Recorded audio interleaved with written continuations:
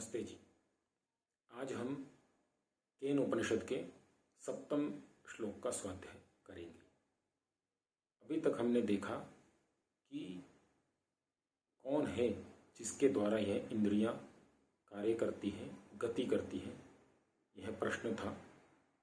फिर उसका उत्तर था कि वही है जिसके द्वारा इंद्रियां कार्य करने में समर्थ होती हैं। इंद्रियों को जिसने बनाया है, जिसने शक्ति दी है, जो श्रोत्र का भी श्रोत्र है। फिर हमने देखा इंद्रियों के द्वारा उसे हम प्राप्त नहीं कर सकते हैं, उसे हम जान नहीं सकते मन के द्वारा, वाक इंद्रिय के द्वारा, चक्षु इंद्रिय के द्वारा। यह अभी तक हमने देखा। अभी सप्तम श्लोक में हम देखेंगे कि अगली जो इंद्रिय है, यत् श्रोत्रेण न शृणोति येन श्रोत्रम इदम श्रुतम तदेव ब्रह्म त्वं विद्धि नेदम यदिदम उपासते। यत् श्रोत्रेण न शृणोति अर्थात जिसे हम सुनते हैं, जिसे हम कानों से, हमारी श्रवण इंद्रिय से हम सुनते हैं। यत् श्रोत्रेण न शृणोति अर्थात उस ईश्वर को हम कानों से सुन नहीं सकते हैं।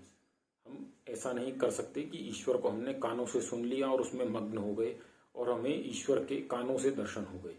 हमने ईश्वर के भजन सुने, संध्या सुनी और उसके हमें दर्शन हो गए, उसका हमें प्रत्यक्ष हो गया, साक्षात्कार हो गया। ऐसा संभव नहीं है।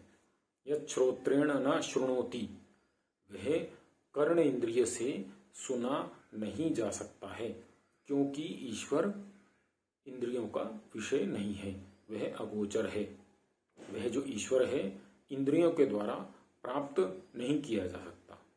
नैन देवा आप्नुवन पूर्वम अर्षत, वह इंद्रियों का विषय ही नहीं है, इसीलिए वह किसी इंद्रिय से प्राप्त नहीं हो सकता। यत् श्रोत्रेण न शृणोति अर्थात वह अपने जो कर्ण इंद्रिय है उसके द्वारा उसको हम अनुभव नहीं कर सकते हैं। येन श्रोत्रम इदम श्रुतम, जिसके द्वारा यह श्रोत्र, इदम यह श्रोत्र सुनने में समर्थ होता है। तदेव ब्रह्म त्वं विद्धि नेदम यदिदम उपासते। हम तो ईश्वर को सुन नहीं सकते, परंतु क्या ईश्वर हमें सुनता है? ऐसा हमने कभी विचार नहीं किया होगा।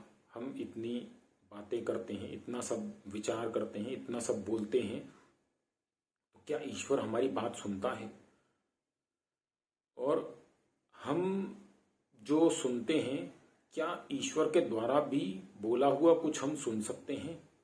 प्रत्यक्ष ईश्वर के द्वारा ही बोला हुआ, अभी मैं बोल रहा हूं, तो ऐसे क्या ईश्वर हमसे बात करते हैं? तो हाँ, ईश्वर हमसे बात करते हैं। तो कैसे करते हैं? ईश्वर जो है हमें तीन वस्तुएं देते हैं, भय, शंका और लज्जा। हम कोई भी गलत कार्य करते हैं तो उसमें हमें तीन चीजें उत्पन्न होती हैं। कोई भी हम गलत कार्य करेंगे तो हमें डर लगता है कि ये करेंगे तो इसका क्या फल मिलेगा, क्या फल होगा, किसी ने पकड़ लिया तो, इस प्रकार हमें भय लगता है। दूसरा शंका होती है कि अगर पता लग गया तो क्या होगा, मैं तो इतना अच्छा हूं, इतना अच्छा ये लोग मुझे समझते हैं, इनको लगता है इसने ऐसा नहीं किया होगा, तो शंका होती है।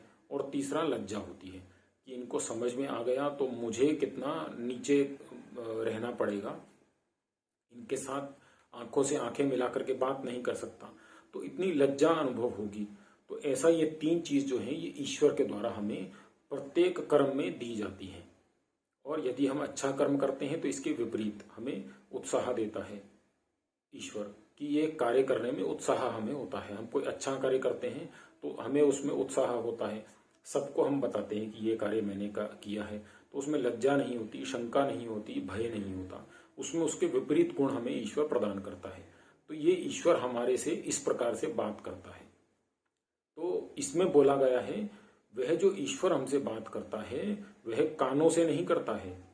कर्ण इंद्रिय ईश्वर को सुनने के लिए नहीं है, ईश्वर के द्वारा बोले हुए शब्दों को सुनने के लिए नहीं है। साक्षात अभी जो हम कर रहे हैं, हम जो मंत्र श्लोक पढ़ रहे हैं, अर्थ पढ़ रहे हैं, यह भी ईश्वर के द्वारा ही रचित है, ईश्वर के द्वारा दिए गए ही श्लोक हैं।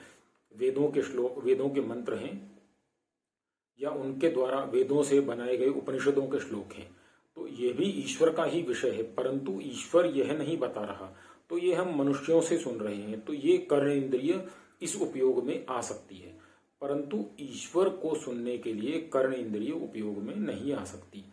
ईश्वर कर्ण इंद्रिय का विषय नहीं है।